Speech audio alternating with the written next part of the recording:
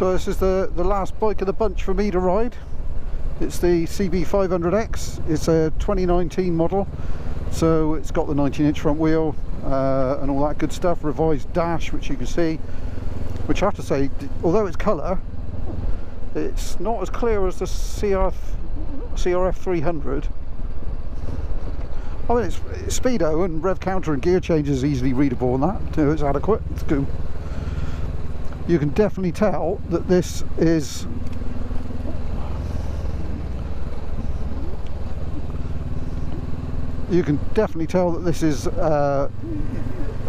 you know, a trail compromised bike, let's put it that way.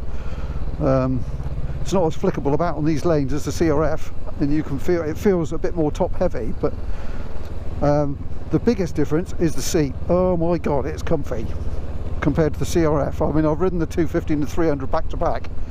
300 is an improvement over the 250. The seat's quite narrow, so this one is definitely built more for comfort, let's put it that way.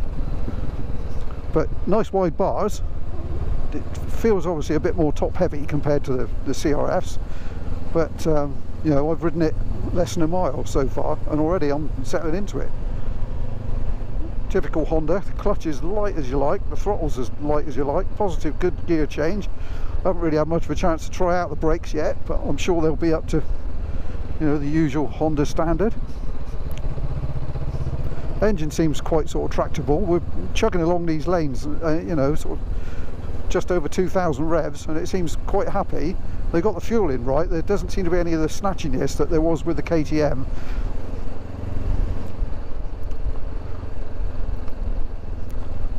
So far, all good. Be interesting if we can get up a bit of speed on a B road somewhere to see what that screen protection sort of offers. It's that the CRF and the suspension on the 300 especially is quite pogo-y on the back. You could probably adjust that, so it's nice to be sat on this. It feels like it's a bit more in contact with the road, if you know what I mean. Unless you can see it pogo in there, look. Because that's Andrew riding the CRF 300 in front of us.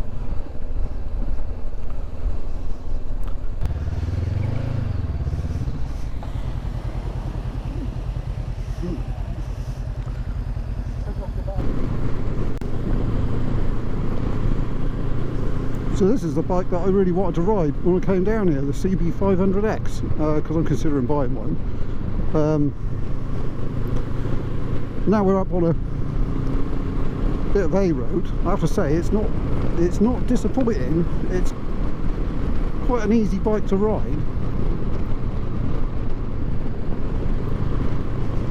I can see how people could do a lot of miles on these.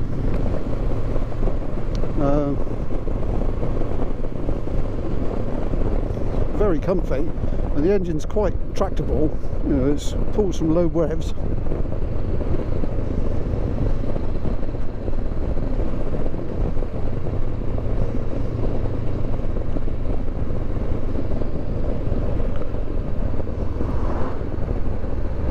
Whoa! The back tyre has got on it. It's got some. It's really square. You can feel that the suspension is fine handling wise, but I'm not trusting that tyre. It's really squared off.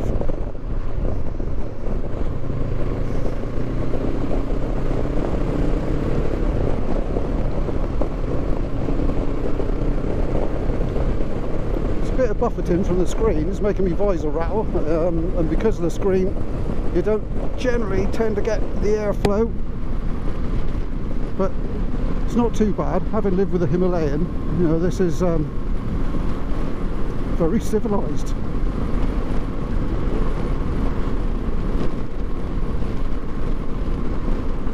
Well, I don't know how this will compare to a standard one, because this has got the Rally Raid suspension and Rally Raid wheels on it. But yeah, this is quite a nice place to be behind these bars. It was a bit foggy closing in.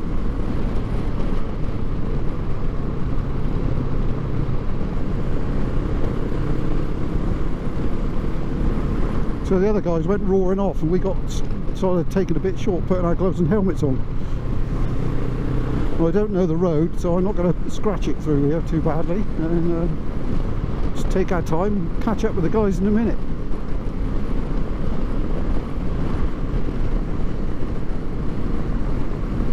So we're on the A39 at the moment, just making our way across the sort of tail end of Exmoor. Some moody old weather for you.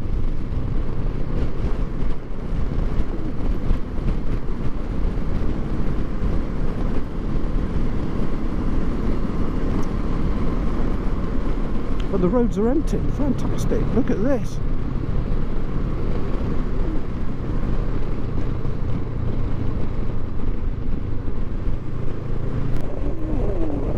Don't feel nice.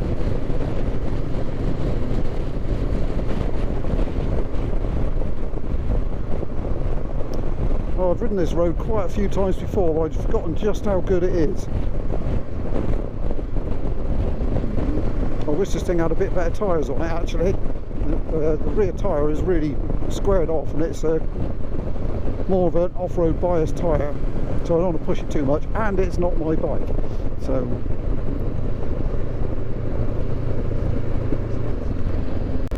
it's amazing how you turn the camera off and then you go around the corner and there's a spectacular view.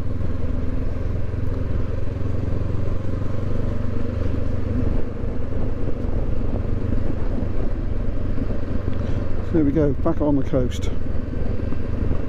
Wow, look at that.